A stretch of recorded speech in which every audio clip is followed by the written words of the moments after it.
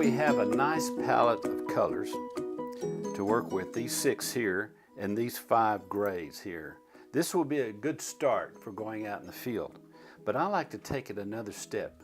The more I can mix in advance, the more time I can save when I'm in the field. I don't like to stop and mix much color when I'm in painting, actually in the painting mood, because when you're painting, you're being creative. There's nothing kills it faster than having to stop and mix a bunch of new colors. So I've got my colors here, and depending on where I'm going to be, I try to mix a few additional colors coming down from these in different values and a little bit different color temperatures. Now I know I'm going to be working outdoors. I'm going to have several different greens. So what I would do is, first of all, mix a few extra greens. So let me just take this green right here, just kind of a middle green, and I can mix it with white. I can mix it with yellow to lighten it up. I don't want to lose the strength of the color, so I'm going to go here and I'm going to take that green and I'm going to mix it with a little yellow. Almost equal there. Okay, and that's a nice warm green right there. Nice yellow warm green. Mix a blob of that. Now take about half of it and I take another blob of yellow, about equal amount, and mix another step.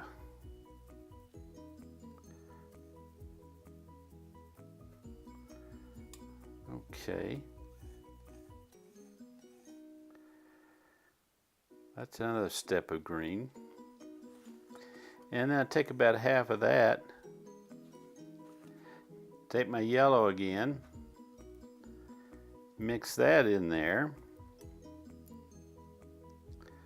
Yeah, you're getting a nice yellow green there. Good, rich, warm green. And then maybe one last step here. And of course, when I'm working in a small painting with outdoors, I don't mix just a huge amount of paint. I want to start out with a few varieties. So now I have a nice warm green to work with. Now let's take that another step, and let's say I want to take this green and I'm going to mix a cooler green .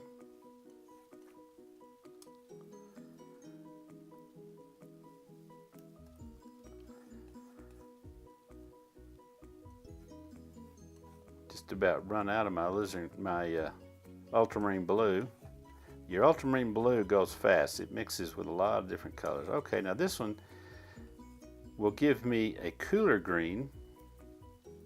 Now I have a choice here. I can mix it with yellow and it'll be a little bit cooler than this, or I can use white to mix it down. So let's try that. I'm going to take about a half a glob of that, and I'm going to come over here to my white. Mix about an equal amount of that.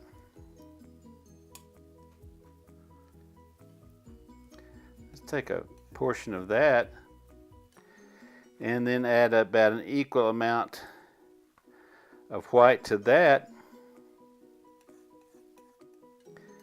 And we got a nice cool kind of sagey green here.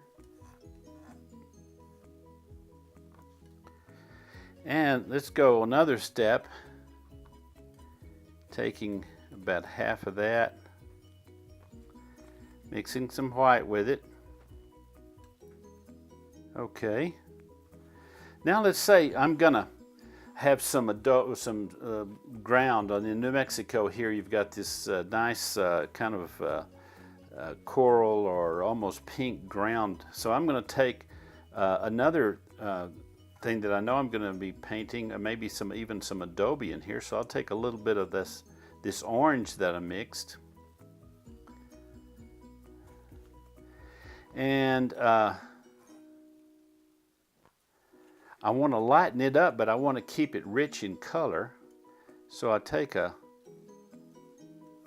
swat of that, and I mix an equal amount of white with it. I get a nice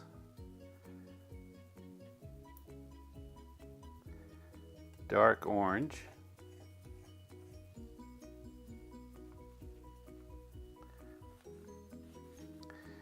And I take that,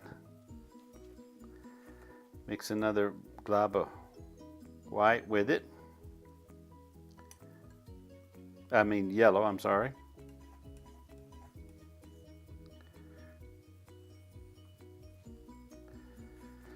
And take a portion of that. Add a little bit of yellow to it.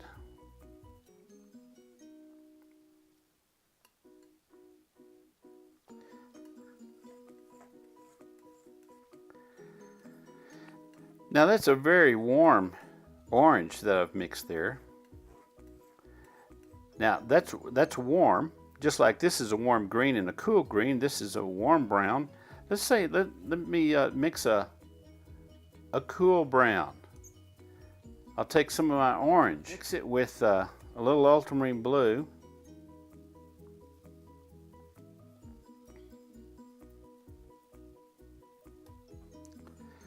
That's going to warm it up. I mean, cool it down. I'll take a bit of that. Now I can add yellow to it if I want to, but I want to keep it cool. And white is basically a cool. I treat it like a cool. So if I want to keep things cool, I use white.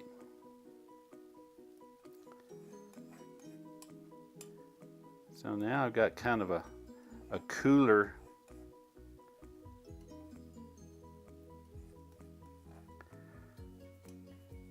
warm tone. It's warm, but it's a cool warm. I take half of that down and add a little white to it.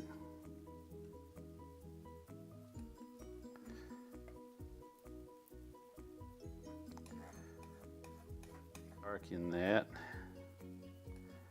Okay.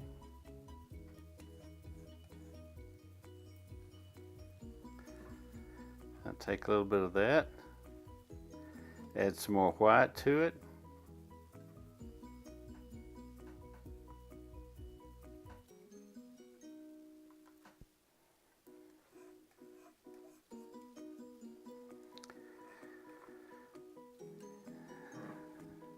Add a little more white to that.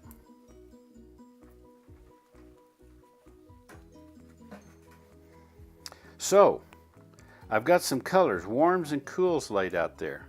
And this is where this comes in handy. When I go out in the field, I can mix several different more batches if I want to, depending upon the subject matter. But if I want to start with this, it's a good starting place for me to start mixing my colors. Here's one of the main reasons. I've got them set up in values. So this value and this value and this value are very close to my light values here. Here's my middle tones going across here, my darker, and then my darkest. So if I want to warm this green up a little bit, take a little green there. I don't go up here or up here to warm it up because those would change the value. It would darken it. So I'll go over here to my light and change it there. And see, I neutralize that green, and now I'm getting this nice neutral green.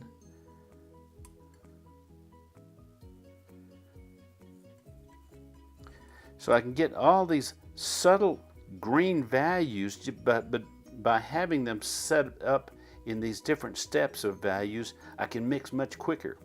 Now also, let's say I look at this green over here, and I want to neutralize it. It's a little too rich. It's a little too Christmas tree color, much too Christmas tree color.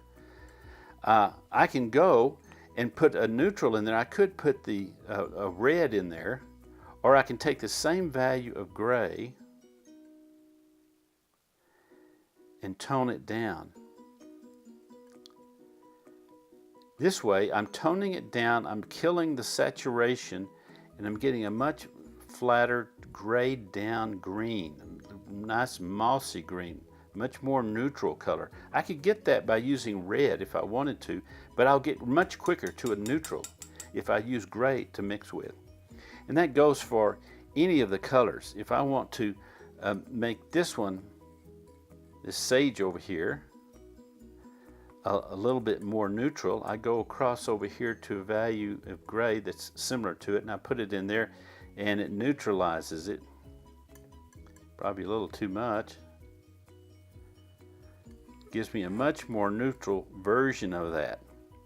So when you're painting, for example, you may have a close-up green that looks this bright yellow, but back in the distance, the intensity of the color is less, and the color is not as pure. It's a little duller, and so you can do that real quickly just by adding one of your grays in there.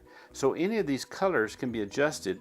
Now if I decide I want to neutralize this with the red, because it's the same basic value, I can pull this over here and do that very quickly. Get a nice neutral brown right in here.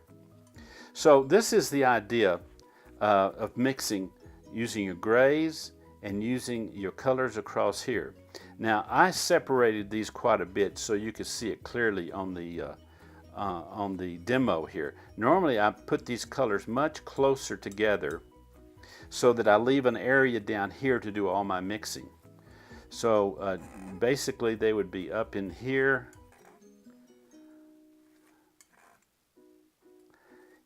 something like this,